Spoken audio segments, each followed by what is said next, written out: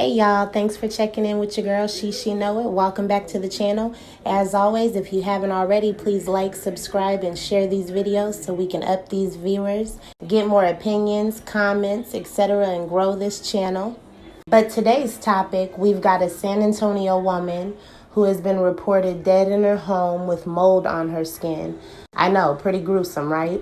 So today we're going to do things a little different. We're going to go ahead and watch this panel of professionals talk about the situation, and we're going to dissect the video with them and kind of talk about the topic. So without further ado, let's go ahead and dive into it. Y'all check out this video. Factor on Censored, we begin with a report that will leave you ticked off. How could someone ever treat their mother like this? 3 adults are facing charges after letting their mother die from neglect, essentially rotting from the inside out. We take you to San Antonio for this story. 57-year-old Patricia Martinez was disabled and bedridden in her home. Her 3 children, Oscar Dominguez, Pedro Carrera, and Roxana Carrera, were supposed to be taking care of her. Investigators say they essentially ignored their dying mother. Police were tipped off to horrific living conditions at the woman's home last week. Now, once they arrived, they found insects infested all around her bedroom, and the woman actually had mold. Hear me, mold growing on her skin. Patricia Martinez was taken to the hospital for treatment, but it was too late. She died. My guests are unpacking this horrible story tonight. Our guests are here on The Factor Uncensored tonight to talk about this horrible case of neglect out of San Antonio. Dr. Adiemo, how does someone get so neglected that they have mold growing on their skin? Apparently, Patricia Martinez had been so neglected, and she had adult children living with her. So how do you get to a point where you have mold growing on your skin? So how that happens is there's actually bacteria on your body. There's bacteria in your system, and your body's protecting you from it. So when we talk about these antibodies and this immune system becoming compromised, what happens is that your body can't defend itself from those pathogens. So you have urinary tract infections, sepsis, and so on and so forth. So mold is a fungus. And if you go in nature, you see these mushrooms that are growing on these dead things and decomposing it. So if a fungus is growing on a living individual, that means that fungus basically thinks that that person is dead and is decomposing the person as they live. That's all you had to say. That's all you had to say. Yeah. And so that's a lot of medical talk. So neglectful as adult children, Miss. These are adult children, 20, 30, 30 years old. And they are sitting their asses in that damn house, watching their mother waste away. Yeah. This was one of the sickest things I think you have ever approached me to talk about. We've gone through a lot of stuff together. This one took me back. I'm not going to lie. This one made me go and ask myself, who determined that the 18-year-old, the 24-year-old, and the 37-year-old were fit in the first place to be mom's caregivers? Okay, so as y'all can see, they're debating back and forth, but this woman made a very valid point. Who actually determined this woman's children fit to take care of her? So an actual social worker had to have examined all 3 of those individuals to be able to set up a treatment plan for their mother.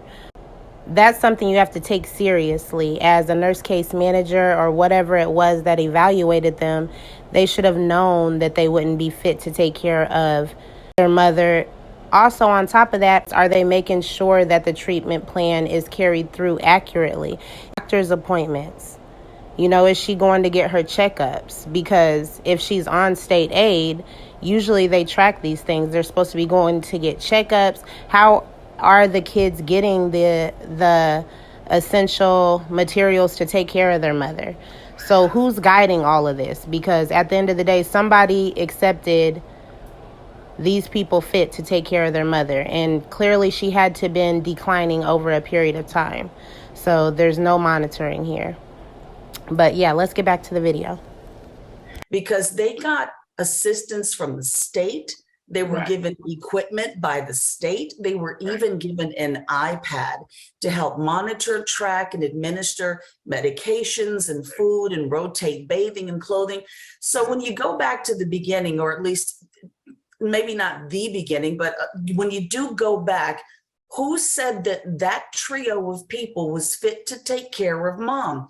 I am so not trying to be disrespectful, but just looking at their images, I'm not sure they were taking really great care of themselves. I want to know their mental capacity. Hold on. Why she say I'm not trying to be funny with that little smirk on her face, y'all? I think she thought it was funny. Or maybe they was giggling about it before they started talking. I don't know. But let's continue. Are they able to do it? Exactly. Well, how did we and if so, and if it's that, then the state should be held culpable as well. If you knew you had people in that house incapable of taking care of this woman and you put the job on them anyway. So yeah, just basically what I just said, the state should be held accountable for this. These are actual, licensed professionals that are evaluating this situation. So like, from a nursing perspective, it's your job to go in there to determine if they're fit to take care of their mother. And if they're not, there's resources that you can do as an alternative, such as in-home care. You can have nurses and CNAs come in and take care of your mother. If that's not a good option, you can place her in a nursing home to get around the clock care. So, I mean, somebody did not approach this situation correctly, and somebody let these individuals down as a whole. I really don't feel like the blame is put on them.